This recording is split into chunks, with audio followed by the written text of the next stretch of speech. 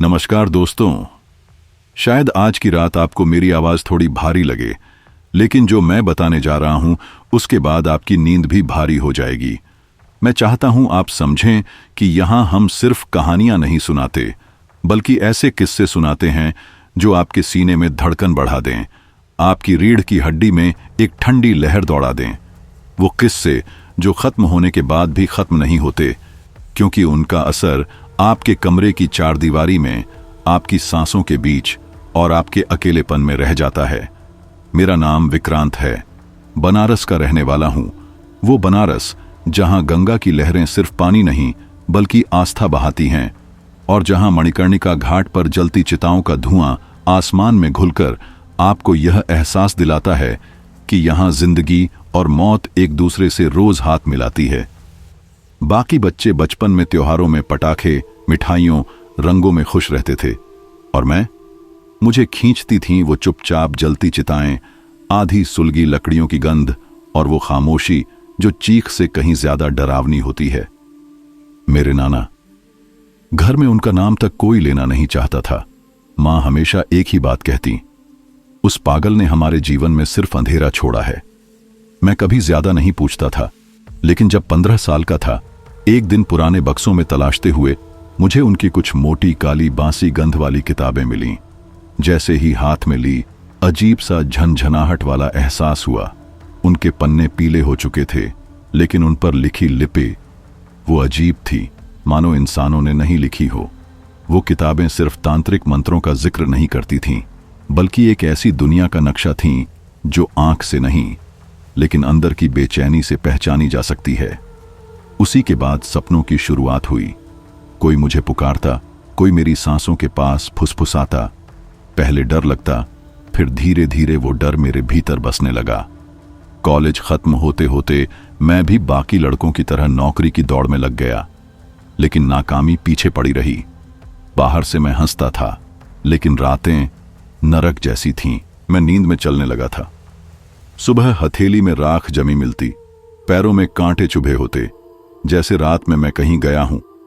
मेरा एकमात्र दोस्त कार्तिक, वो पहला इंसान था जिसने ये बदलाव नोटिस किया। एक शाम हम घाट की सीढ़ियों पर बैठे थे।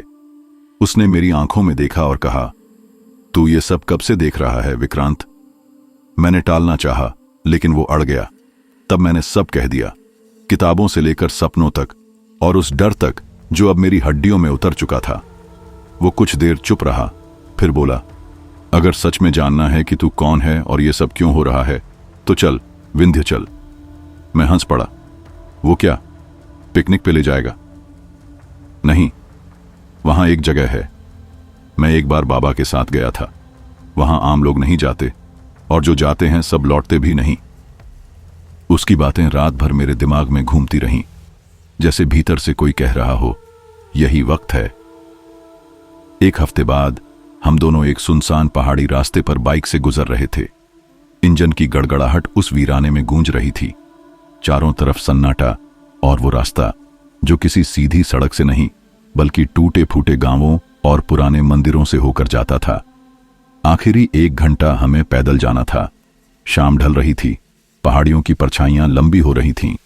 अचानक कार्तिक ने बाइक रोकी। यहीं से पैदल चलेंगे। मैंने चारों ओर देखा, कोई इंसान नहीं, सिर्फ पेड़ों की सरसराहट और पक्षियों की आखिरी पुकार। तू पक्का है ना? मैंने पूछा। अगर तू लौटना चाहे तो अभी लौट चल, उसने ठंडी आवाज में कहा। मैं चुप रहा। हम चल पड़े। जैसे जैसे आगे बढ़ते गए, जंगल घना होता गया। हवा में एक अजीब ठंडक थी, जो मौसम की ठंडक जैसी नहीं थी। रास्ते में टूटी मूर्तियां, सूखे फूल और राख के टीले पड़े थे, जैसे यहां कोई पूजा हुई हो, लेकिन बहुत समय पहले। ये सब क्या है? मैंने धीरे से पूछा। यहां कभी श्मशान था, अब यहां कुछ और है। उसकी आवाज में कोई डर नहीं था, बस गंभीरता थी, जैसे वो बहुत कुछ जानता हो जो मुझे नहीं पता। अंधेरा बढ़ने लगा, और जंगल की चुप्पी इतनी गाढ़ी हो गई कि हमारे अपने कदम भी किसी और के लग रहे थे। झाड़ियों के बीच से रास्ता बनाते हुए हम धीरे धीरे आगे बढ़ रहे थे। हवा भारी लग रही थी, जैसे कोई अनदेखी परछाई हमारे साथ चल रही हो। तभी सामने एक टूटा हुआ लोहे का दरवाजा नजर आया। जंग लगा, आधा झाड़ियों में घिरा, मानो सालों से किसी ने छुआ ही न हो। कार्तिक ने वहीं रुककर धीमे स्वर में कहा, यही है वो जगह जहां से सब शुरू होता है। मैंने दरवाजे के अंदर झांका।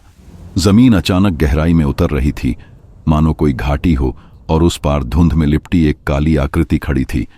वो जगह किसी पुराने मंदिर या त्यागे गए साधना स्थल जैसी लग रही थी। यहां कोई रहता है क्या? मैंने पूछा। मेरी आवाज कांप रही थी। अब कोई नहीं, कार्तिक ने जवाब दिया।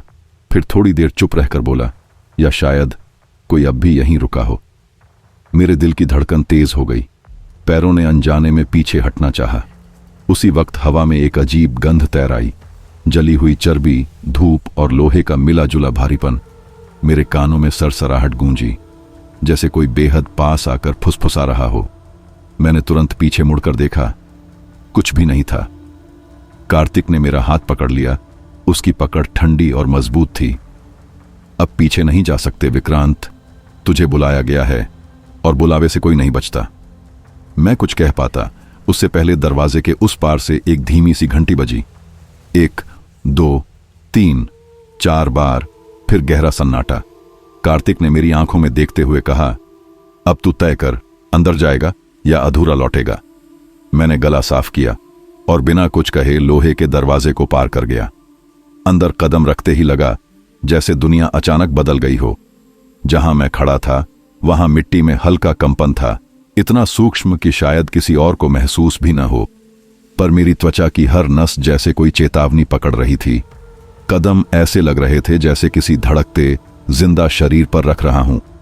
कार्तिक ने मेरी कलाई दबाई, मानो कहना चाहता हो, डर मत, लेकिन उसकी आंखों में भी भरोसा नहीं था। हम आगे बढ़े। सामने जो था वो कोई आश्रम नहीं, टूटी दीवारें, काले पड़ चुके नीम के पेड़ और हवा में जले हुए कपड़ों की गंध। माहौल ऐसा कि लगे यह जगह कभी श्मशान रही होगी। यहां जीवन का कोई निशान नहीं, फिर भी हवा में अजीब सी ऊर्जा तैर रही थी।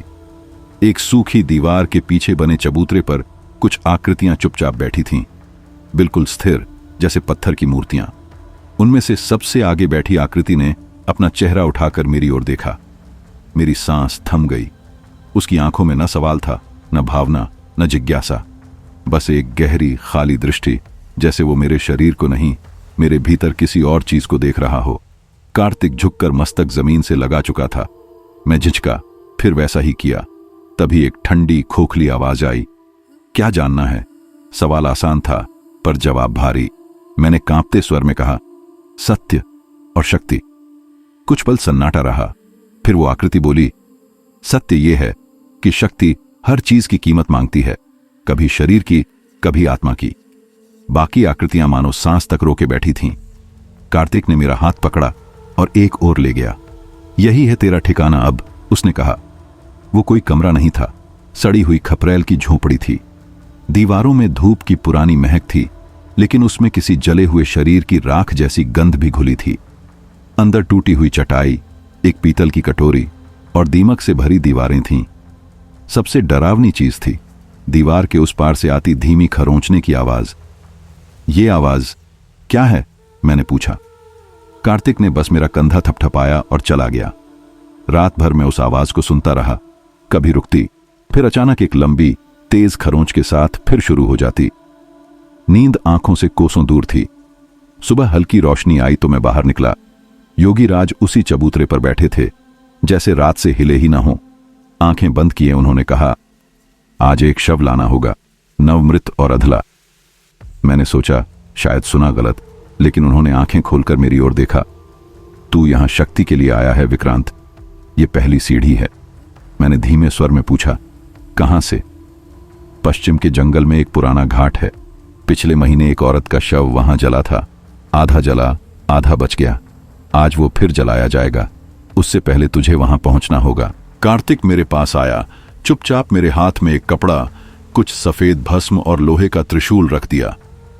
इसकी जरूरत पड़ेगी, बस इतना कहा। हम उसी रास्ते पर निकले, लेकिन इस बार जंगल की हर सरसराहट कुछ कह रही थी, जैसे कोई हमारे पीछे पीछे चल रहा हो। पश्चिम का घाट इंसानों की पहुंच से दूर था, न पक्का रास्ता, न कोई निशान। कार्तिक को जैसे जमीन की हर मोड़ याद थी। 3 घंटे बाद हम घाट पहुंचे। वहां कुछ स्थानीय लोग चुपचाप खड़े थे।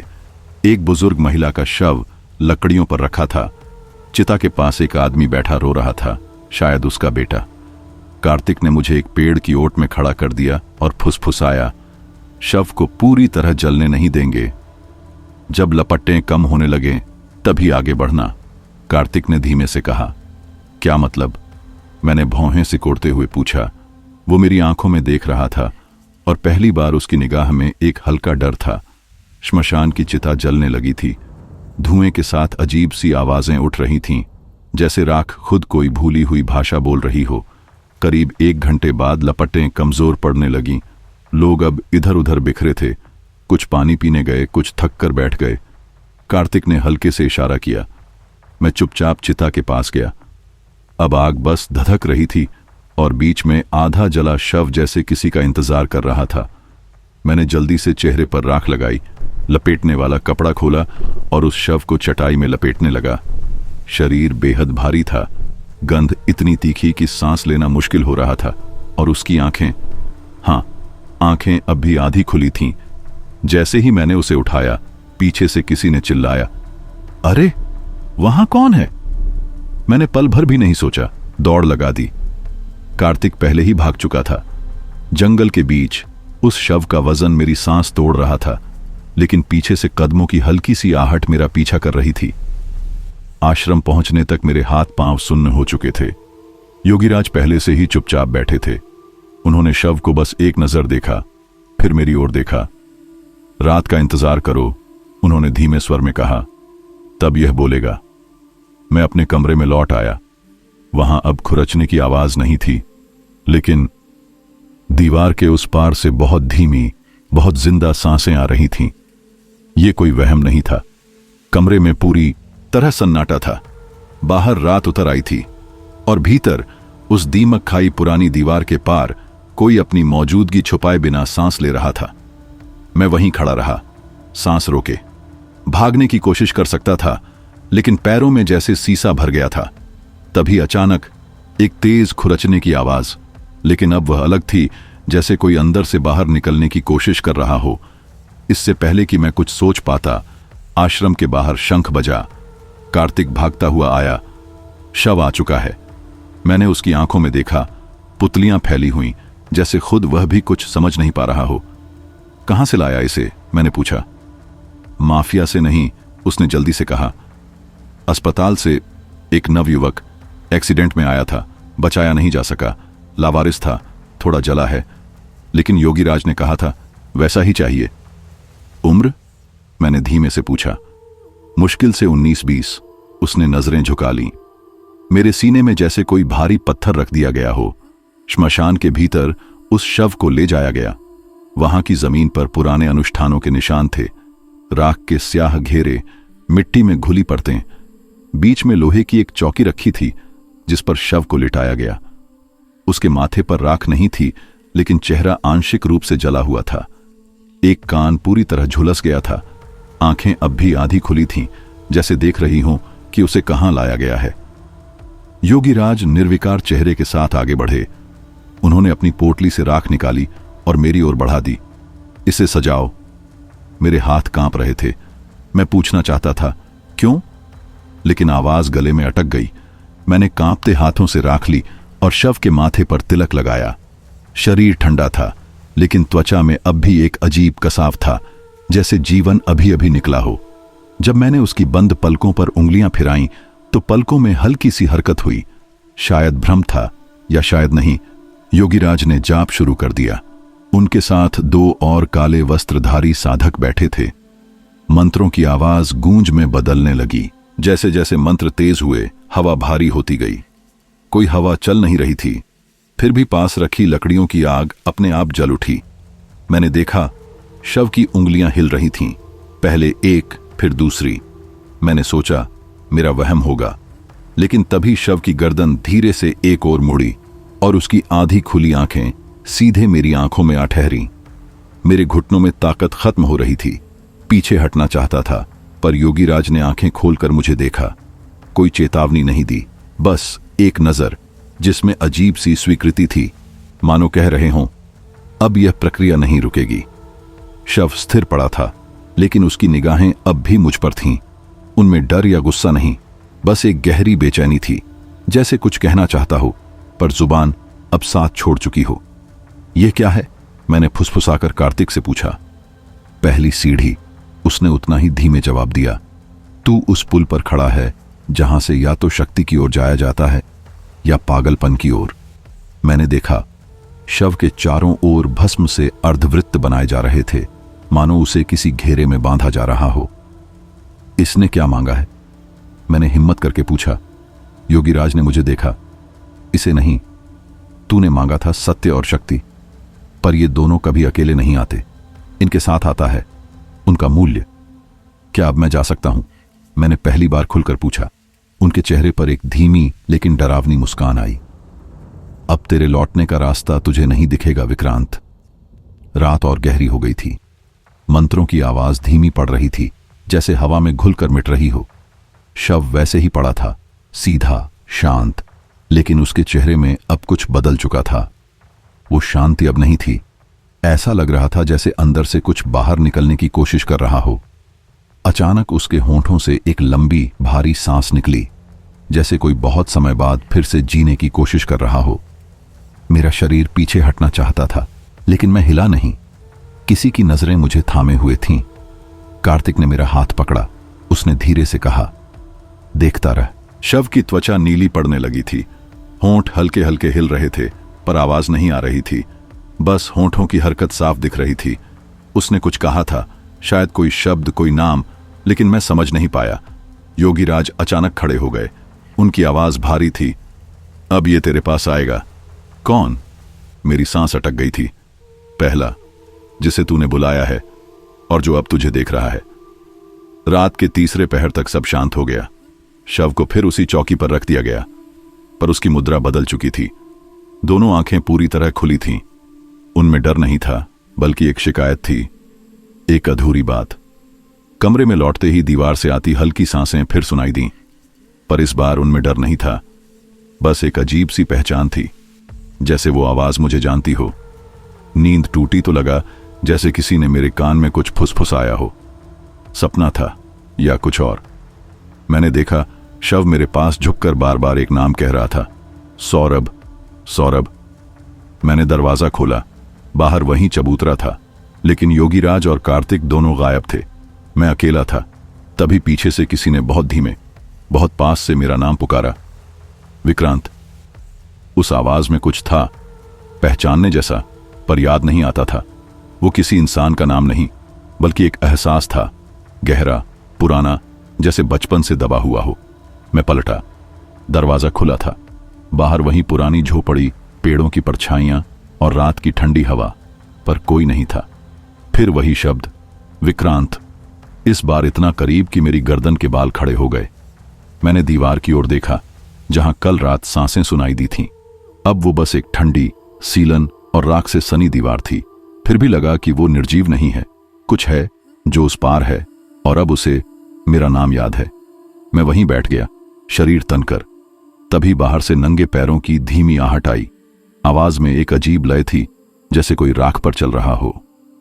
कदम पास आए, फिर रुक गए, और दरवाजा अपने आप धीरे से बंद हो गया। अंदर का अंधेरा और भारी हो गया। मैंने पूरी रात आंखें खुली रखीं, नींद को दूर धकेलते हुए। सुबह की पहली किरण दरवाजे की दरार से आई तो मैं बाहर निकला। कार्तिक लौट चुका था। उसकी आंखें लाल थीं, जैसे कई रातों से उसने नींद नहीं ली हो। उसने कुछ नहीं कहा, बस मेरी पीठ पर हाथ रखा और गहरी सांस ली। उस दिन योगीराज ने मुझसे कुछ नहीं कहा। शाम होते ही उन्होंने इशारा किया चबूतरे पर बैठने का। तीसरी रात की साधना थी। शव उसी लोहे की चौकी पर था, पहली रात वाली मुद्रा में, पर उसका शरीर अब अलग था। मांस में खिंचाव, नीली त्वचा और बंद आंखों के पीछे अजीब सा तनाव, जैसे कोई बाहर आने की कोशिश कर रहा हो। मैं योगीराज के सामने बैठा। उनके पास एक थाली थी, जिसमें जलता हुआ कोई मिश्रण था, तीखी गंध वाला, जो नाक में चुभ रहा था। आज एक संकेत आएगा, उन्होंने बिना पूछे कहा। कैसा संकेत? मेरी आवाज धीमी थी। जो तय करेगा तेरा मार्ग क्या है। लेकिन एक बात याद रखना, जो दिखे उसका नाम मत लेना। नाम वो शक्ति है जो उसे बांधती है। नाम लिया तो वो मुक्त हो जाएगी। मैंने सिर हिलाया, लेकिन भीतर डर उबलने लगा। साधना शुरू हुई। मंत्र हवा से टकरा रहे थे। हर शब्द के साथ कोई भारी बोझ मेरे सिर पर उतर रहा था। मेरा शरीर धीरे धीरे सुन्न होने लगा। तभी शव के मुंह से नीली रोशनी निकलने लगी। वो आग जैसी नहीं थी, न बिजली जैसी। वो बस मौजूद थी, बर्फ जैसी ठंडी, पर हड्डियों तक चुभने वाली। मैं पीछे हटना चाहता था, पर योगी राज ने हाथ बढ़ाकर मेरी कलाई थाम ली। उनकी पकड़ में बल नहीं था, बस आदेश था। नीली रोशनी शव के पूरे शरीर को ढकने लगी। मुंह से हल्की सी भनभनाहट आने लगी, जैसे कोई नींद में बड़बड़ा रहा हो। तभी कुछ हुआ जिसने सब बदल दिया। शव के पास बैठी बिल्ली, जिसे हम साधना से पहले कई बार देख चुके थे, अचानक चुपचाप जमीन पर गिर पड़ी। न कोई झटका, न कोई आवाज। वो मरी नहीं थी, वो खत्म हो गई थी। मैंने उसकी आंखों में देखा, पूरी तरह खाली, जैसे किसी ने उसकी आत्मा निचोड़ ली हो। उसकी मौजूदगी मिट चुकी थी। ये क्या था? मेरी आवाज कांप रही थी। योगीराज की नजर स्थिर थी, लेकिन उनकी आंखों में इस बार एक पुरानी चेतावनी, अधूरी याद, कुछ ऐसा था जिसे उन्होंने पहले भी देखा हो। पहला संकेत, उन्होंने बस इतना कहा। नीली रोशनी अब वहीं नहीं रुकी। वो दीवारों पर फैलने लगी, धीरे धीरे, जैसे किसी खास मंजिल की ओर बढ़ रही हो। और तभी मेरे कान के बिल्कुल पास, जैसे किसी ने बहुत धीमी आवाज में कोई नाम दोहराया हो। शव नहीं, मंत्र नहीं, कुछ और था वो। मैं ठिठक गया। पलट कर देखा, कुछ भी नहीं। तूने सुना? मैंने कार्तिक से पूछा। वो ऐसे खड़ा था जैसे जम गया हो, बस मेरी तरफ देखता रहा, बिना कुछ कहे।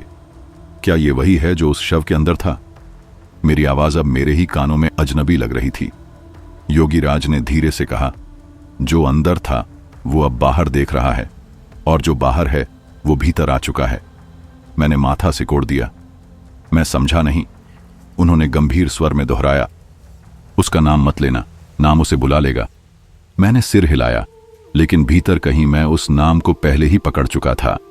अगली सुबह श्मशान के चौकीदार की पत्नी, जो बगल की झोपड़ी में रहती थी, हमारे लिए चाय लेकर आई। उसके हाथ हल्के कांप रहे थे। वो धीमे स्वर में बोली, रात कोई और भी था यहां। मैंने देखा, कोई जलती लकड़ियों पर चल रहा था। पैरों के नीचे से चिंगारी उठ रही थी, लेकिन उसका शरीर नहीं जल रहा था। मेरी रीढ़ में ठंडी लहर दौड़ गई। चेहरा देखा? कार्तिक ने पूछा। वो और सिमट गई। नहीं, बस उसकी परछाई। पर उसके पास से जो गंध आई, ऐसी गंध मैंने पहले कभी नहीं सूंघी। मैंने चाय का प्याला हाथ में लिया, लेकिन होंठों तक नहीं ले जा पाया। अब ये साधना सिर्फ अभ्यास नहीं रही थी, ये किसी और की मौजूदगी बन चुकी थी।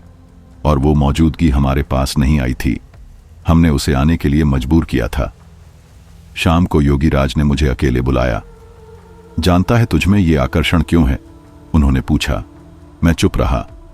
तू पहली बार यहां नहीं आया। तेरी आत्मा पहले भी इस राह पर थी। इस बार तुझे फिर से बुलाया गया है, अधूरा काम पूरा करने के लिए। मैंने सिर झुका लिया। शब्द समझ नहीं आ रहे थे, लेकिन वो भीतर तक उतर रहे थे। फिर उन्होंने आंखों में देखते हुए कहा, वो नाम जो तुझे कान में कहा गया। मैं चौंक गया। तू जानता है ना उसे? मैंने धीरे से सिर हिलाया। कभी पुकार मत, वरना जो पहली बार हुआ था वो फिर होगा, और इस बार तू बचेगा नहीं। उस रात मैंने कमरे में बैठकर उस नाम को लिखने की कोशिश की। जैसे ही कलम कागज पर रखी, नीली रोशनी फैल गई। कागज पर एक बूंद गिरी, जैसे किसी की आंख से आंसू टपका हो। दीवार की दरारों से वो शव मुझे देख रहा था। अब ये सफर मेरा अकेला नहीं रहा था। शुरुआत में लगता था ये मेरी बेचैनी और जिज्ञासा की कहानी है, लेकिन अब ये किसी और की सांसों के साथ बंध चुकी थी। कोई ऐसा जो मेरे हर शब्द, हर सांस को भीतर से जानता हो। उस रात चांद नहीं था, लेकिन उजाला था, नीली बर्फ जैसी ठंडी रोशनी का। ये उजाला अब मेरी हर रात का हिस्सा बन चुका था। योगीराज ने मुझे बुलाया। मैं उनके सामने बैठा। अब शुरू होती है काली चौड़ी फोर, उन्होंने कहा। काली चौड़ी फोर, मैंने दोहराया। 24 साली प्रेतों की साधना। हर मंत्र एक प्रेत का द्वार है। सही उच्चारण हुआ तो वो बाहर आएगा, और अगर तू उसे काबू कर पाया तो वो तेरे पीछे खड़ा रहेगा। लेकिन गलती हुई मैंने धीमे से पूछा। तो तू उसके पीछे खड़ा रहेगा हमेशा के लिए। यह सुनते ही मेरी रीढ़ में ठंड दौड़ गई। शव अब भी चौकी पर था, लेकिन बदला हुआ, त्वचा और काली, होंठ सिकुड़े, आंखें बिना पलक झपकाए मुझे देखती हुई। मैंने पुराना फटा हुआ ग्रंथ खोला। भाषा आधी बुझी हुई, आधी चेतावनी जैसी। कार्तिक पास बैठा था, पर ध्यान कहीं और था। मैंने पहला मंत्र पढ़ा, कुछ नहीं। दूसरा, कुछ नहीं। तीसरा, शव की उंगली हल्की सी हिली। मैंने रुक कर देखा, फिर स्थिर हो गया। चौथा, पांचवां, छठा और फिर आठवां। आठवें मंत्र पर शव की छाती में हल्की सी हलचल हुई, जैसे सांस ली हो। कार्तिक की हथेलियां पसीने से भीग गईं। 11वें मंत्र पर शव की गर्दन कुछ मिलीमीटर मुड़ी। मेरी सांस रुक गई। 13वें पर होंठ हिले, शब्द नहीं, बस कंपन। मुझे लगा कोई मंत्र मेरे मुंह से निकलकर अब वहां तक पहुंच चुका है। 18वें पर चेहरे पर हंसी उभरी, सीटी जैसी ठंडी, बिना होंठों के फैलती हुई, जैसे किसी ने मेरे कान में बर्फ की तलवार उतार दी हो। कार्तिक खड़ा हो गया। बस, बहुत हो गया विक्रांत। मैंने उसका हाथ पकड़ा। एक आखिरी मंत्र। नहीं, उसने हाथ झटक लिया। कल सुबह जा रहा हूं। अगर तू नहीं लौटा तो मैं किसी को नहीं बताऊंगा कि तू कहां था। उसकी आंखों में जो डर था वो मुझसे ज्यादा जान चुका था। उस रात मैं अकेला था। शव वहीं था, ग्रंथ खुला पड़ा था। मंत्र अब अपने आप मेरे होंठों से निकल रहे थे, जैसे नियंत्रण मेरा नहीं रहा। 30वें मंत्र पर पीछे से सांसों की आवाज आई, स्पष्ट, पास। मैं जानता था कोई मेरे पीछे खड़ा है। मन में चेतावनी गूंज रही थी, मुड़ना मत, देखना मत, नाम मत लेना। लेकिन इंसान की सबसे कमजोर चीज उसकी जिज्ञासा है, और मैं टूट गया। मैंने गर्दन थोड़ी सी मोड़ी और वहां एक आकृति थी, बिल्कुल काली, धुंधली। आकार इंसान जैसा था, लेकिन पूरी तरह इंसान नहीं। उसकी आंखें नहीं थीं। उनकी जगह दो छोटी धुंधली नीली चमक टिमटिमा रही थी, वैसी ही चमक जैसी कुछ समय पहले शव के मुंह से निकली थी। मेरे गले से बस एक फुसफुसाहट निकली, तू कौन है? उसके जवाब में एक अजीब सीटी जैसी हंसी कमरे में गूंज उठी। मेरी रीढ़ में ठंडक दौड़ गई। मैंने खुद को संभालते हुए फिर से मंत्र पकड़ लिया, लेकिन शब्द बदल गए थे। काली 84 का 41वां मंत्र जैसे किसी और दरवाजे को खोल चुका था। जैसे ही मैंने उसे दोहराया, दीवार पर एक आकृति उभरने लगी, धुंधली, विकृत, पर साफ इतनी कि पहचान में आ जाए। वह मेरा ही चेहरा था, लेकिन आंखों की जगह राख भरी हुई थी। मेरी सांस तेज हो गई। मैंने आंखें बंद कर गहरी सांस ली, खुद को काबू में किया और अगला मंत्र पढ़ा। अब शव की छाती धीरे धीरे ऊपर नीचे होने लगी, जैसे किसी सोए हुए ने सांस लेना शुरू किया हो। मैंने जानबूझकर उसकी तरफ न देखा। 61वां मंत्र आते ही चौकी की कीलें चरमराने लगीं और हवा में एक अजनबी ऊर्जा घुलने लगी। मेरी पीठ के पीछे से किसी ने भारी सांस ली। बस कर। आवाज धीमी थी, चेतावनी भरी, पर आदेश नहीं। मैंने तुरंत किताब बंद कर दी। तभी किसी ने मेरे कंधे पर हाथ रखा। वह न गर्म था न ठंडा, लेकिन मेरे अंदर जैसे कुछ खिसक गया हो, जैसे किसी ने मुझसे कोई अदृश्य चीज छीन ली हो। मैं वहीं बैठा रह गया, चुपचाप। सुबह तक शव अपनी जगह पड़ा रहा, लेकिन उसकी मुस्कान अब पहले जैसी नहीं थी। उसमें कुछ और था, कुछ जो मेरे भीतर तक उतर जाता था। कार्तिक के चले जाने के बाद मैं अकेला रह गया। योगीराज ने भी मुझसे दूरी बना ली थी। उनकी नजरों में मैं अब वो आदमी नहीं था जो पहले था। एक रात मैं कमरे में बैठा था, तभी सामने की दीवार से धीमी खरोंचने की आवाज आई। मैं उठा और बाहर जाकर दीवार के पीछे देखा। कोई नहीं था, लेकिन जमीन पर ताजी राख में छोटे छोटे पैरों के निशान थे, जैसे किसी बच्चे के हों। अजीब बात यह थी कि इस बार मुझे डर नहीं लगा। मुझे महसूस हुआ कुछ मेरे अंदर भी बदल चुका था। उस रात मैंने काली 84 का 75वां मंत्र पढ़ा। जैसे ही मंत्र खत्म हुआ, किताब की एक पंक्ति अपने आप बदल गई। अब उसमें मेरा नाम लिखा था। मैंने पन्ना पलटा, फिर वापस उसी पेज पर आया। वहीं लाल राख से लिखा हुआ विक्रांत। मेरे रोंगटे खड़े हो गए। इस जली हुई फटी चिड़ी किताब में, जो अब तक सिर्फ प्रेतों के नाम और तांत्रिक चेतावनियों से भरी थी, मेरा नाम देखकर लगा जैसे किसी ने मेरे भीतर तक झांक लिया हो। मैंने 4वां मंत्र पढ़ना शुरू किया, लेकिन शब्द मेरे मुंह से नहीं, जैसे किसी और के मुंह से निकल रहे थे। अचानक पूरे श्मशान में कंपन फैल गया। जमीन के नीचे जैसे कुछ हिलने लगा हो। शव, वह ठंडा निर्जीव शरीर, एक झटके में सीधा बैठ गया।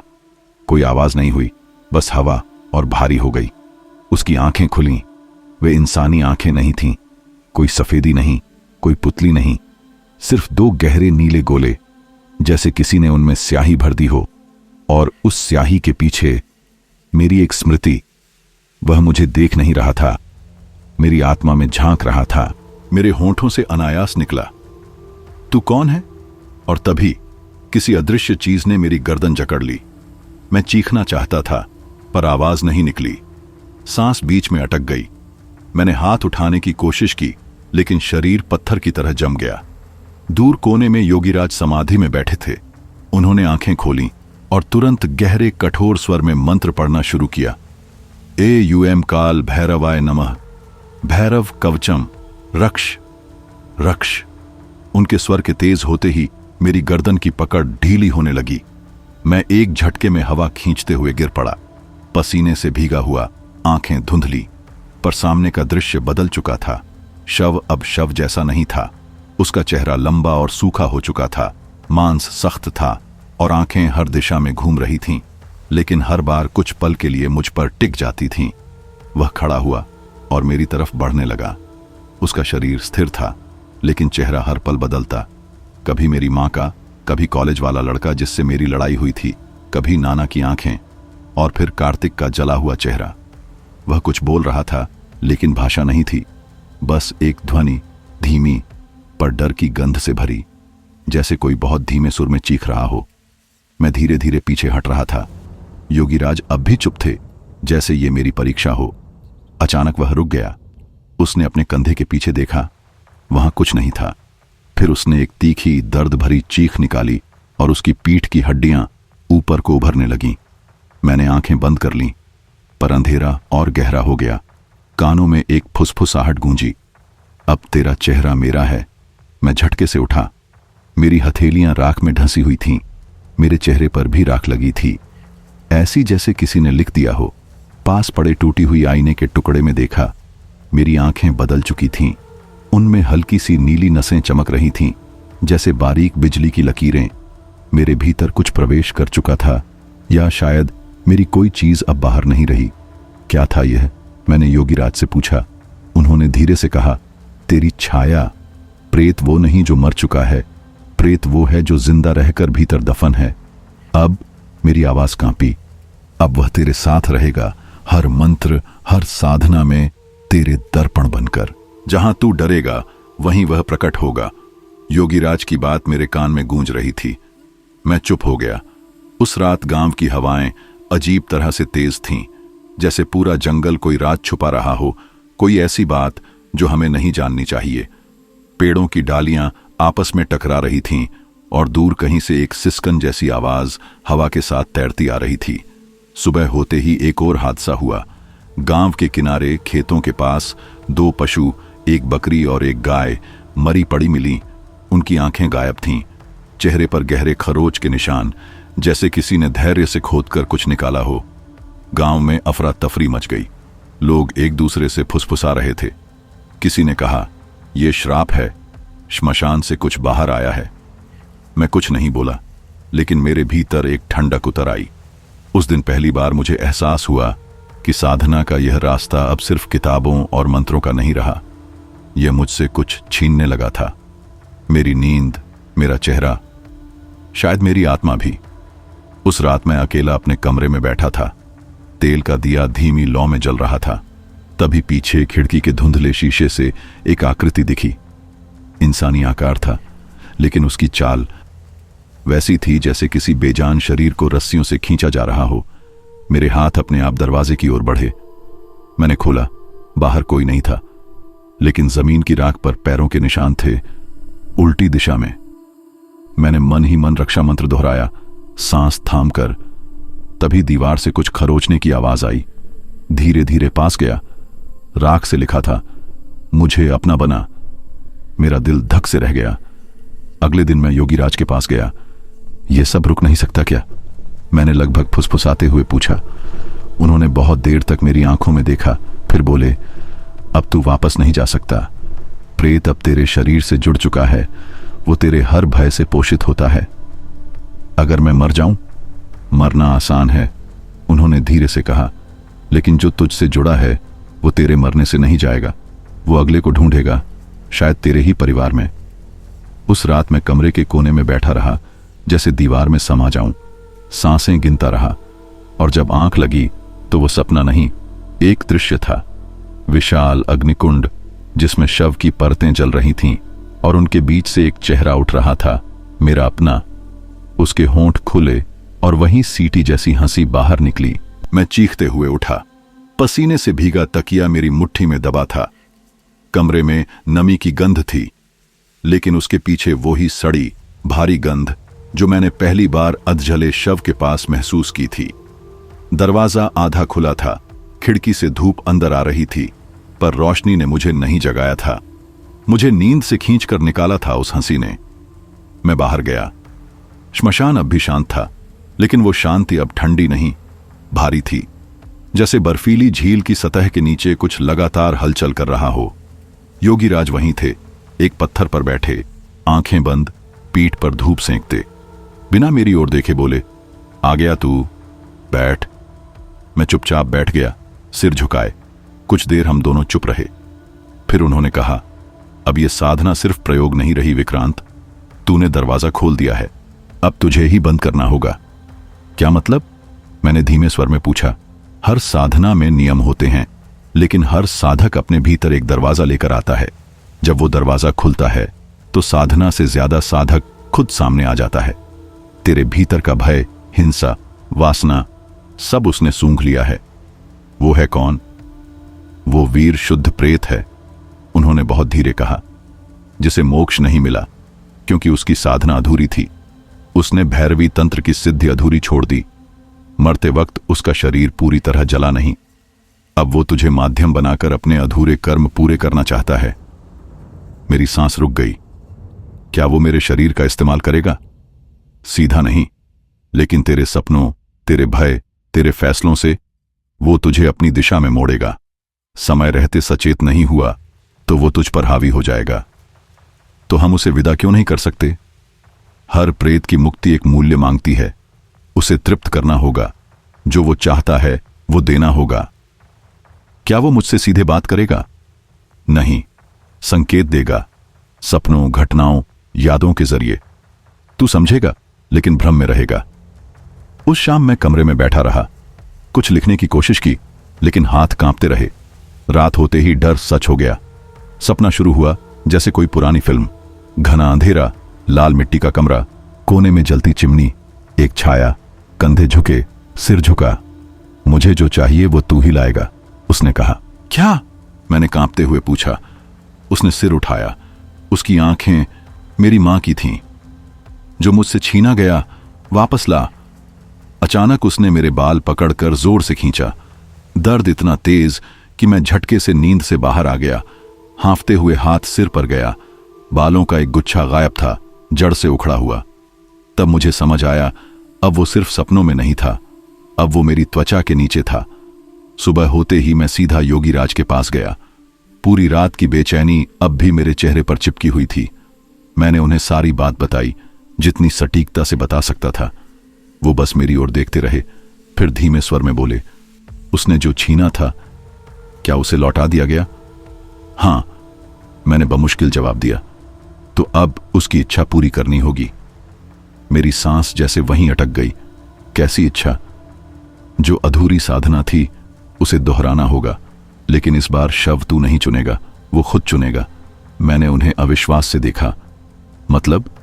अगले 7 दिनों में 3 बार तुझे कोई व्यक्ति, कोई चेहरा या कोई लाश दिखेगी, और जब तू उसे देखेगा तेरे भीतर से एक अजीब सी पहचान उठेगी। तू समझ जाएगा, यही है वही शव जिससे साधना पूरी होगी। वो तुझे संकेत देगा और तू पहचान लेगा। मेरे होंठ सूख गए। मैंने सिर झुका लिया। उस रात श्मशान लौटते समय चौकीदारनी रास्ते में मिल गई। उसकी आंखों में डर साफ दिख रहा था।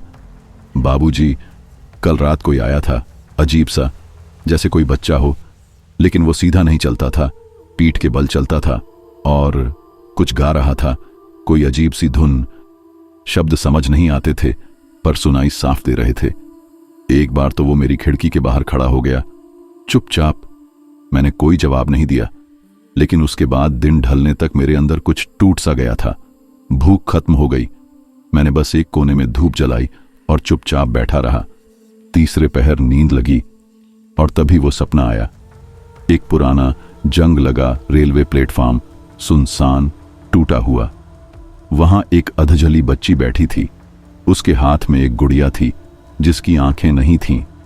वो बार बार एक ही वाक्य दोहरा रही थी, वो अब भी वहीं है, वहीं घर, वहीं पेड़ के नीचे। सुबह जब उठा, हाथ ठंडे पड़ चुके थे। मैं फिर योगीराज के पास गया। उन्होंने पूछा, क्या देखा? मैंने सब बताया। वो चुप रहे, फिर बोले, यह पहला संकेत था, अब कहां जाना होगा? उन्होंने एक पुरानी पीली पड़ी डायरी मेरे हाथ में दी। जिल्द जली हुई थी, उस पर धुंधले अक्षरों में लिखा था, बेतालगंज 199। ये उसी की जन्मभूमि है जहां सब शुरू हुआ था।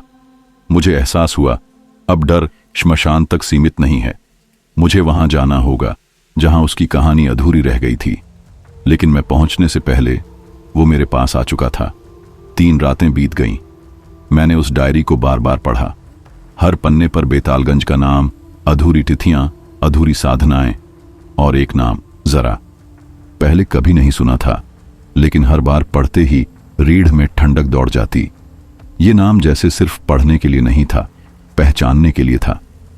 मैं जाने की तैयारी कर ही रहा था कि खबर आई, पास के गांव चिंतापुर से 15 साल की लड़की राधा गायब हो गई है। सुबह मंदिर की सीढ़ियों पर उसके माता पिता बेसुध रो रहे थे। मां के हाथ में लाल रिबन था, पिता बस बड़बड़ा रहे थे। वो पूजा करने गई थी, शिव मंदिर तक, फिर लौटी ही नहीं। भीड़ में खड़ा मैं महसूस कर रहा था कि कई आंखें मेरी पीठ पर टिक गई हैं। चेहरों पर शक साफ था। दोपहर को कार्तिक का फोन आया, विक्रांत, गांव में चर्चा है, रात को श्मशान से कोई परछाई निकलती है, बच्चे रोते हैं, बूढ़े दरवाजे बंद रखते हैं। मैं चुप रहा। तू अब भी वहीं है ना? उसने धीरे से पूछा। मैंने कोई जवाब नहीं दिया। देख, तुझे जो करना है कर, लेकिन ये अब सिर्फ साधना नहीं है। गांव डरा हुआ है, लोग तुझे शक की निगाह से देख रहे हैं। फोन कट गया। मैं बिल्कुल अकेला महसूस करने लगा। मैं सीधा योगीराज के पास गया। वो मिट्टी के छोटे चौकोर घेरे में भस्म भर रहे थे। चारों ओर काले धागे, नीले पत्थर और अजीब सी गंध वाले फूल बिखरे थे। गुरुदेव, मैंने कांपते हुए पूछा, क्या वो प्रेत किसी को मार सकता है? उन्होंने काम रोककर मेरी ओर देखा। आंखें बुझी हुई थीं। हां, वो अब भूखा है और तूने उसे जगाया है। अब हर मौत तुझसे जुड़ चुकी है। लेकिन मैंने तो कोई आदेश नहीं दिया। तेरा आदेश अब मुंह से नहीं निकलेगा, उन्होंने कहा। वो तेरे डर, तेरी चाह, तेरे सपनों से आदेश लेगा। अगर तू डरेगा, वो हमला करेगा। अगर तू चाहेगा कि कोई दूर रहे, वो उसे हटा देगा। अब तू साधक नहीं, जरिया बन चुका है। मैं वहीं बैठा रहा। बाहर हवा थम चुकी थी। पेड़ों के पत्ते भी जैसे अदृश्य सांस को महसूस कर रहे थे, बिना हिले, बस झूलते हुए। अगली सुबह नदी किनारे भीड़ लगी थी। पुलिस, गांव वाले, बच्चे और पानी में उल्टा तैरता राधा का शव। उसके चेहरे की खाल झुलसी हुई थी, जैसे तेज आंच के पास रख दी गई हो, पर शरीर का बाकी हिस्सा साफ था। आंखें नहीं थीं, सिर्फ 2 काले गड्ढे जिनमें किसी नीली रोशनी की हल्की झलक थी, जैसे दूसरी दुनिया वहां से झांक रही हो। मेरे भीतर कुछ टूट गया। राधा, जो अपने पिता के लिए मंदिर में दीप जलाती थी, त्योहारों पर सबसे चमकीले रंग खरीदती थी, अब उस प्रेत की पहली भेंट बन चुकी थी। थाने में रिपोर्ट लिखी जा रही थी। लोग फुसफुसा रहे थे, वो तांत्रिक लौंडा है ना, वही विक्रांत। पहली बार मुझे शर्म नहीं, गुस्सा आया। गुस्सा उस साधना पर नहीं, अपनी चुप्पी पर। रात को मैं फिर योगीराज के पास गया। गला सूख चुका था। गुरुदेव, अब मैं क्या करूं? उन्होंने आंखें मूंद लीं, फिर कहा, अब अगला संकेत आएगा और इस बार तुझे तय करना होगा, रास्ता तृप्ति का है या विद्रोह का। पर अगर और लोग मारे गए तो समझ ले, तेरी साधना अब भी अधूरी है। रात के तीसरे पहर कभी न कभी मेरी आंख लग ही गई, लेकिन जैसे ही नींद आई वही सपना फिर लौट आया। फर्क सिर्फ इतना था कि इस बार वह बच्ची नहीं थी, उसकी जगह एक अधेड़ उम्र की औरत खड़ी थी। माथे पर गाढ़ा सिंदूर, पर चेहरा धुंधला, जैसे धुंध के भीतर किसी ने नक्शा मिटा दिया हो।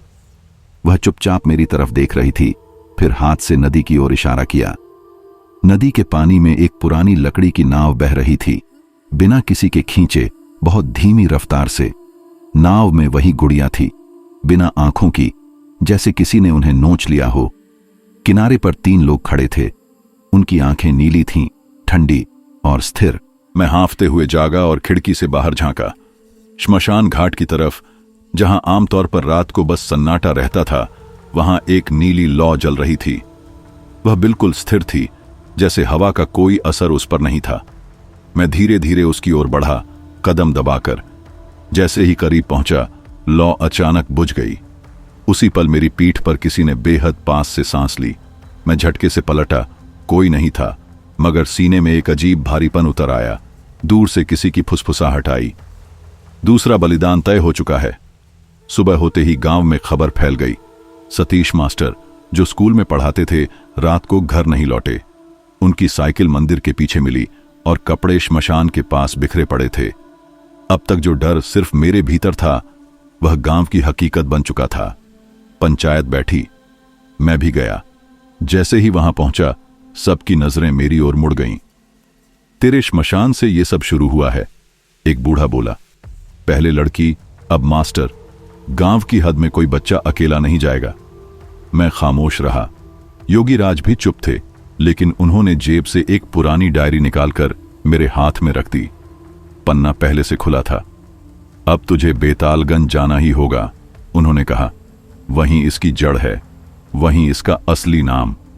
अगर तू नहीं गया तो तीसरा बलिदान यहीं होगा। मैंने डायरी थामी। जिल्द अब गाढ़ी नीली हो चुकी थी। उसी पल मैंने अपने भीतर कुछ अजीब उतरते हुए महसूस किया। ना हवा, न सपना, न ख्याल, बल्कि एक ठंडी, जिंदा, कांपती हुई मौजूदगी, जैसे मेरी आत्मा के भीतर कोई और सांस ले रहा हो। मैं वहीं बैठा रह गया। राख पर जमी जमीन में मेरी हथेली से बहता खून अब भी उस शव के मुंह के पास टपक रहा था। अब वह सिर्फ एक प्रेत नहीं था, वह तांत्रिक जीव बन चुका था। योगी राज के मुताबिक यह योग्य बलि से जन्मा जागृत आत्मतंत्र था। उसका चेहरा बदल गया था। नीली रोशनी अब स्थिर नहीं थी, वह उसके शरीर से बाहर फैल रही थी, जैसे कोई और आयाम खुल रहा हो। उसकी आंखों में जो पहले सिर्फ खालीपन था, अब एक उद्देश्य था, एक भयानक ठोस दिशा। अब तू मुक्त है, उसने कहा था, पर मैं तुझ में रहूंगा। मेरे भीतर अब डर नहीं था, सिर्फ एक अजीब सा शून्य, जैसे चेतना को किसी ने जकड़ लिया हो। मैं वहीं था, लेकिन अकेला नहीं था। रात के बाद मेरे भीतर कोई सुबह नहीं आई। बाहर सूरज निकला, पक्षियों की आवाज आई, लेकिन मुझे लगा जैसे मैं किसी और समय में अटका हूं। आश्रम के पीछे वाले तालाब के पास बैठा था कि कार्तिक का फोन आया। उसने सिर्फ इतना पूछा, क्या तू अब भी वहां है? मैंने धीमे से कहा, मैं तो अब कहीं नहीं हूं। वो कुछ पल चुप रहा, फिर बस इतना बोला, अब बस संभल जा विक्रांत। उस रास्ते से कोई सही सलामत नहीं लौटा। शाम को योगी राज आए। उनकी आंखों में पहले वाली निर्विकार शांति नहीं थी। चेहरा थका हुआ, जैसे कोई भारी बोझ उठाए हुए हों। अब समय है तुझे जानने का कि जो कुछ तूने किया उसका मूल्य क्या है, उन्होंने कहा। क्या अब सब खत्म हो गया? मैंने पूछा। उन्होंने सीधा मेरी आंखों में देखा। खत्म?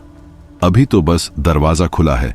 रक्त यज्ञ अंतिम द्वार नहीं था, यह प्रवेश द्वार था।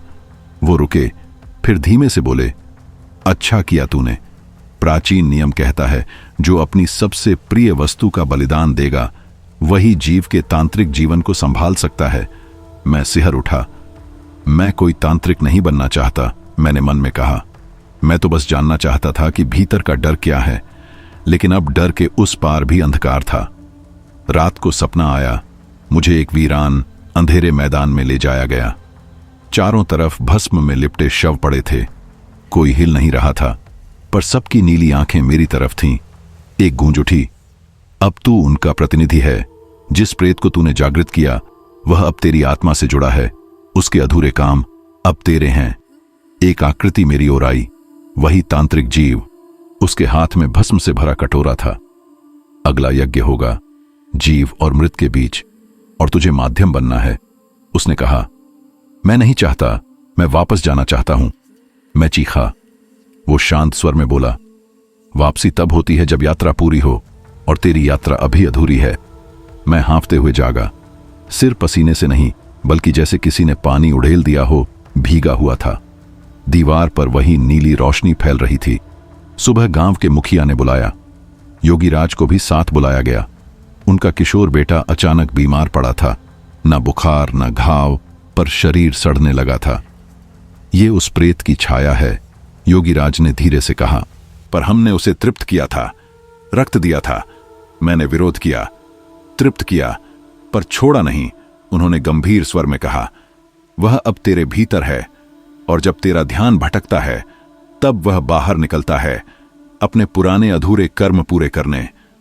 मुझे लगा जैसे मेरे भीतर कोई अदृश्य नलिका लगी है, जिससे कोई और विचार, कोई और इच्छा मेरे अंदर से होकर गुजर रही है। रात को योगीराज ने फिर बुलाया।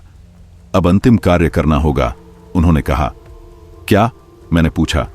जिसने उसे जन्म दिया वही उसे बांध सकता है। तुझे अब मन से यज्ञ करना होगा। अपनी चेतना उसके सामने रखकर उसे बांधने की कोशिश करनी होगी। अगर असफल हुआ तो तू नहीं बचेगा। मैं खामोश रहा। मुझे नहीं पता था कि अब डर बचा भी है या नहीं, या शायद डर की इतनी परतें उतर चुकी थीं कि भीतर कुछ बाकी ही नहीं था। महसूस करने की क्षमता जैसे खत्म हो चुकी थी। मन में बस वही दृश्य, वही श्मशान, वही शव, वही ठंडी राख, और बीच में वह नीली हल्की सी चमक। पर इस बार मैं अकेला था। रात का तीसरा पहर था।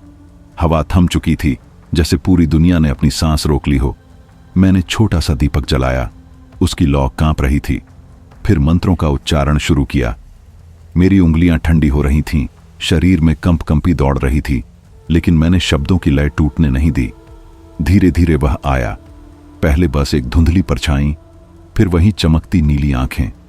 उसने ठंडी गहरी आवाज में कहा, तेरी चेतना मेरे लिए एक बर्तन है। तू सोचता है तू मुझे यज्ञ में बांधने आया है, लेकिन असल में तू खुद उस यज्ञ का केंद्र है। मेरे हाथ पांव सुन्न हो गए, पर मैंने ध्यान भटकने नहीं दिया। हर शब्द, हर उच्चारण उसकी शक्ति को मेरे भीतर खींच रहा था। और फिर एक चीख, इतनी तेज कि मानो आसमान फट जाए। मेरे सामने पड़ा शव अचानक जलने लगा, बिना किसी आग के। मैं मंत्र पढ़ता रहा। उसकी चीखें बढ़ती गईं, उग्र होती गईं, और फिर अचानक सब शांत हो गया। ऐसा लगा जैसे किसी ने कोई भारी दरवाजा जोर से बंद कर दिया हो। मैं कुछ मिनटों तक वहीं बैठा रहा। धीरे धीरे उठकर देखा, शव पूरी तरह राख बन चुका था। नीली ज्योति गायब थी।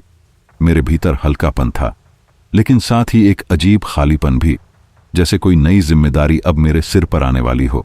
तभी दूर से योगीराज की आवाज आई, तू जीवित है, मतलब सफल हुआ। मैंने पूछा, क्या वो चला गया? उन्होंने धीरे से सिर हिलाया। वो बांधा गया है, लेकिन याद रख, जो एक बार जाग जाए वो पूरी तरह कभी नहीं सोता। सुबह हुई। मैंने पहली बार साधना केंद्र से बाहर निकलकर सूरज की रोशनी में गहरी सांस ली। गांव वाले अब भी मुझे देखते ही दूर हो जाते थे। कानाफूसियां अब भी जारी थीं, लेकिन फर्क नहीं पड़ रहा था। मेरी आत्मा अब ढकी हुई नहीं थी। उसमें वह छाया थी जिसे मैंने बांधा था और जिसकी सत्ता को मैं समझ चुका था। शाम को कार्तिक आया, चुपचाप गाड़ी चला रहा था। सब ठीक? उसने पूछा। नहीं, पर अब समझ में आने लगा है, मैंने कहा। वो मुस्कुराया। तू पहले जैसा नहीं रहा, तू भी नहीं रहेगा। अगर जान पाए कि मेरे भीतर क्या है, कहानी वहीं खत्म हो जाती। अगर उस रात मैं मां के पास ना पहुंचा होता। मैंने दरवाजा खटखटाया। मां ने मुझे देखा और तुरंत दरवाजा बंद कर दिया। भीतर से कंपाती आवाज आई, तू कौन है? मेरे होंठ कांपे। बोलना चाहा, पर गले से जो आवाज निकली वो मेरी नहीं थी। भारी, अजनबी, जैसे किसी गुफा के भीतर से आती हो। दरवाजा धीरे से खुला। मां ने मेरी आंखों में देखा और पीछे हट गईं। तेरी आंखें, उन्होंने बुदबुदाया, नीली हो गई हैं। मैंने खुद को आईने में देखा। पुतलियां हल्की नीली चमक के साथ कांप रही थीं, जैसे कोई और वहां से झांक रहा हो। मैं भीतर आया। मां को शांत किया। उनके हाथ अब भी कांप रहे थे। श्मशान में क्या हुआ था? उन्होंने पूछा। मैं चुप रहा। जवाब देने के लिए कुछ बचा ही नहीं था। उस रात कमरे में अकेला था तो लगा कोई मेरे कान के पास फुसफुसा रहा है। अब अगला कौन? मैंने पलट कर देखा। कोई नहीं था, पर हवा ठंडी हो चुकी थी। दीवार पर हल्की नीली रोशनी सरकती हुई आई और सीधे मेरी छाया तक पहुंची। मेरी छाया कांपने लगी। क्या यह मेरा भ्रम था या सच में कोई और मेरे भीतर से बोल रहा था? दिन बीतते गए। मैं फिर से सामान्य जीवन जीने की कोशिश करता रहा। गांव वाले अब भी दूरी बनाए रखते थे, लेकिन अजीब यह था कि जब किसी को कोई अजीब बीमारी होती या बच्चा रात में डर कर चिल्लाता या गाय दूध देना बंद कर देती, वे मेरे पास आते। मैं, जो पहले मंत्रों का अर्थ नहीं जानता था, अब बिना सोचे उनका जवाब दे देता। गृह शांति करा लो, बरगद की जड़ से मिट्टी लाकर दहलीज पर रखो। और मुझे धीरे धीरे समझ में आया, ये जवाब मैं नहीं दे रहा था, कोई और था जो मेरे भीतर से बोल रहा था। एक दिन स्कूल के पास एक बच्चा अचानक बेहोश होकर गिर पड़ा। उसका शरीर अकड़ गया। लोग मुझे बुलाने आए। मैंने उसकी कलाई पकड़ी और जैसे किसी पुराने मंदिर के गलियारे में पहुंच गया। दीवारों पर सूखे खून के निशान और सैकड़ों आंखें मुझे घूर रही थीं। आंखें बंद की और मंत्र अपने आप होंठों से निकलने लगा। बच्चा धीरे धीरे शांत हो गया, लेकिन उस रात मैं बहुत देर तक जागता रहा, क्योंकि मुझे नहीं पता था वो मंत्र किसने बोला था, मैं या कोई और। कुछ हफ्तों बाद तालाब के पास बैठा था जब योगी राज आ गए। पहले से कहीं ज्यादा थके हुए दिख रहे थे। अब तुझसे आखिरी बात करनी है, उन्होंने कहा। क्या अब भी कुछ बाकी है? तू अब साधक नहीं विक्रांत, तू वाहक है। शक्ति तुझसे काम लेगी, जब चाहे जैसे चाहे। तू सिर्फ माध्यम है। लेकिन मेरी मर्जी, मैंने धीमे से कहा। उन्होंने मेरे कंधे पर हाथ रखा। कुछ राहें मर्जी से नहीं चलती। तंत्र तुझसे एक प्राचीन कर्म पूरा करवा रहा है। वो प्रेत तुझ में रहने नहीं आया था, उसने बस तुझे खोला था, एक दरवाजा बना दिया था। अब कई आत्माएं, कई अधूरे कार्य तुझसे पूरे करवाए जाएंगे। मेरे भीतर जैसे कोई गर्म पत्थर पिघलने लगा। क्या मैं कभी सामान्य जीवन में लौट सकूंगा? उन्होंने सिर हिलाया। नहीं, लेकिन तू खुद को खोना अब मेरे हिस्से में नहीं था। बस अब जीना था। लेकिन यह जीना वैसा नहीं था जैसा बाकी लोग जीते हैं। लगता था मेरे भीतर दो चेतनाएं हैं, एक मैं और दूसरी जो मुझसे बाहर निकलकर इस दुनिया को छू रही है। उस रात मैंने मां को सब कुछ बताया, हर घटना, हर एहसास, बिना कुछ छुपाए। मैं बोलती गई और मां चुपचाप सुनती रही। उनके चेहरे पर कोई सवाल नहीं था, बस आंसू थे जो गालों पर बह रहे थे। आखिर में उन्होंने धीमे से कहा, जो राह तुझसे चलवाई जा रही है वो किसी श्राप जैसी लगती है, लेकिन शायद किसी आत्मा की मुक्ति इसी में छुपी हो। मैंने उनके माथे को चूमा। उस पल पहली बार महसूस किया मैं उनसे कितना दूर निकल आया हूं और फिर भी किसी अदृश्य डोर से कितना जुड़ा हुआ हूं। समय बीतता गया और मैं पूरी तरह बदल चुका था। गांव में लोगों के बीच मेरी पहचान अब साफ दो हिस्सों में बढ़ चुकी थी। कोई कहता वो लड़का अब पागल हो गया है, कोई कहता नहीं, वो साधक है, किसी शक्ति का माध्यम। मैंने गांव के पास ही एक छोटी सी कुटिया बना ली थी। वहां लोग तब आते जब कुछ अजीब होता। किसी को रात में काले साए दिखने लगते, कोई गाय अचानक बेहोश हो जाती या कोई बच्चा बार बार एक ही डरावना सपना देखने लगता। मैं न कोई वादा करता, न कोई मंत्र देता, बस वही करता जो भीतर से आता। कभी कभी नींद में एक सवाल सुनाई देता, अब अगला कौन? और मैं आंखें खोल देता। बर्फ सी ठंडी हथेलियों से माथा पोंछता और समझ जाता कि किसी और को अब मेरी जरूरत पड़ने वाली है। अमावस्या की एक रात थी। गांव में सन्नाटा था, आसमान में तारे तक जैसे छुप गए थे। मैं विंध्याचल के श्मशान की तरफ चला गया। वहां अब भी वही नीली ज्योति जल रही थी, जैसे समय का उस पर कोई असर ही न हो। श्मशान के किनारे एक साधक खड़ा था। उसकी आंखों में डर और जिज्ञासा दोनों थे। वह धीरे धीरे मेरे पास आया और बोला, मैं कुछ सीखने आया हूं। मैंने उसकी आंखों में देखा, वो मैं ही था, सालों पहले, जब पहली बार उस शव के पास बैठा था। मैं चुप रहा, बस हल्की सी मुस्कान दी।